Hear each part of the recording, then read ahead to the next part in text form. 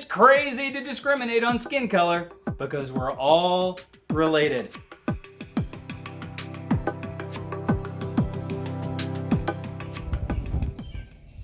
I'm watching our bird feeder, and it's making me think of something. I'm noticing how well they get along.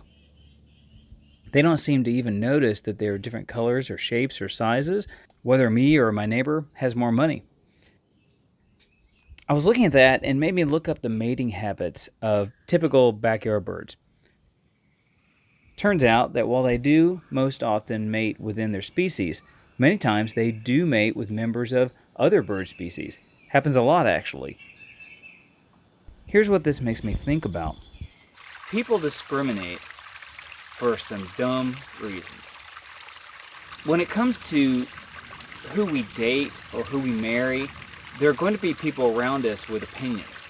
And maybe they mean well, maybe they don't, but they're going to tell us what kind of people we should or should not marry. Sometimes the things that people tell us to think about aren't really very important, like color of skin, economic status, social status. Well, I experienced this once in college. Let me tell you what happened. I was in a Japanese class, and in my study group, there was a girl who was getting to know me pretty well, and I was getting to know her. She asked me out on a date one time. Must have wanted to know if there'd be a spark there. And I thought, well, she really has it together. She's super smart. She's attractive. Let's see. And that's all I thought about it, to be honest with you. It didn't even occur to me that she had black skin, other than that she looked like Mariah Carey. And when I say that, I mean spitting image of Mariah Carey. So I thought, I'll be really clever. When I go to pick her up, I'll put a magazine with Mariah Carey's face on the cover in the seat and some roses on top of that. And when I open the door, she'll see that and say, oh, you think I look like Mariah Carey. You're so unique and special and all that. Turns out it was not unique at all. Just about everybody who ever asked her out did that. So A for effort anyway. We went out. We had a great time. But I noticed something that I'd never noticed going out on a date with anyone before. People were staring at us. And I mean an intense stare. Not like a, more like a, And they looked like Igor, the mad scientist's assistant, thinking, what are you doing together? It was really pretty overwhelming. The energy was so powerful you could feel it. And after a while, it happened so much, I asked her about it. Because at first I was thinking, well, maybe it's just because she's super attractive and I'm just okay. And they're wondering, how in the world did he get a date with her? But the more I thought about it, I thought, well, that can't be it. Because I've dated up before. Now in the years since, I've dated up since. I married way up. It's never happened again. And so definitely something unique was going on. So I asked her about it, and she said, oh yes, that happens anytime I hang out with someone white. It was black people looking at us, it was white people looking at us, both. And I thought, well, that's really sad, because you know how often a look like that should come when a white person and a black person hang out together?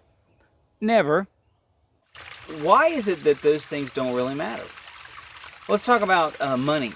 Now, there are people who say, well, you should only marry someone who has a whole lot of money. Or you should, and maybe we'll put social status right in with it. You should only marry someone who has a high social status.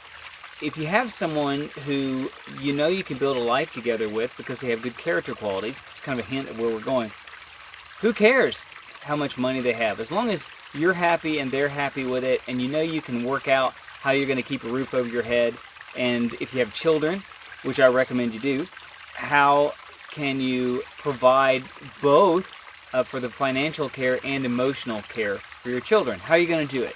So you should talk through those things, but it honestly doesn't matter whether the person is a CEO or not. There are a lot of people who aren't CEOs who'd make great husbands or wives. Now let's go ahead and talk about the elephant in the room, skin color. Now here's something really interesting about skin color. More and more scientists all over the world are starting to say, hey, there's a lot of evidence that seems to indicate all people came from one originating couple. And that couple seems to have lived somewhere in what was called the Fertile Crescent area of the Middle East. And that's really fascinating. So we should look more and more into that and do some more investigation. Now that's Christian scientists and non-Christian scientists both arriving at this conclusion and saying, wow, let's continue to look into that. Well, I find that fascinating for two reasons. First, I'm a Christian, so the book I read for my faith is the Bible. And the first chapter of the Bible says, yes, all people came from one couple. It names them, Adam and Eve, and it gives them a location, which just happens to be in the Fertile Crescent area. That was written 4,000 years ago. So that's really fascinating. I'm glad to see scientists are looking at that and finding a lot of indications that that seems to be the case. The second thing is, if that is the case, if we really did all originate from one couple, then it's crazy to discriminate on skin color. Marry who you want to in terms of those things, and if someone's not happy about it, it's their loss. You're going to marry a great person and have a great life, and they will miss out, unfortunately. Now, there are some things we should discriminate about before we decide to marry somebody. And I'm using that word on purpose because I want to use it correctly.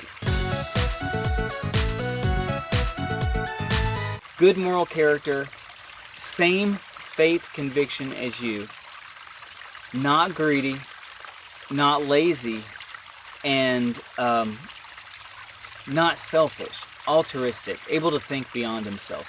Those would be good things to discriminate about.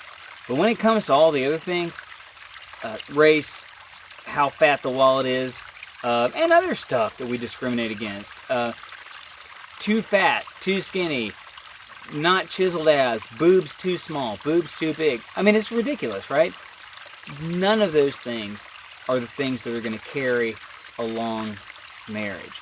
And those are no reasons to not marry somebody. And if you have someone in mind and you want to have a relationship with them, and they do with you, and you decide to get married one day, your Creator is totally behind that. God is like, yes. And if you got people in your life who are putting negativity into that, here's what I'd recommend. Be respectful to them. Do not treat them the way they treat you, but ignore it and marry who you want to. Hope you have a great day. Go love God, love yourself, and love somebody else in the name of the Lord.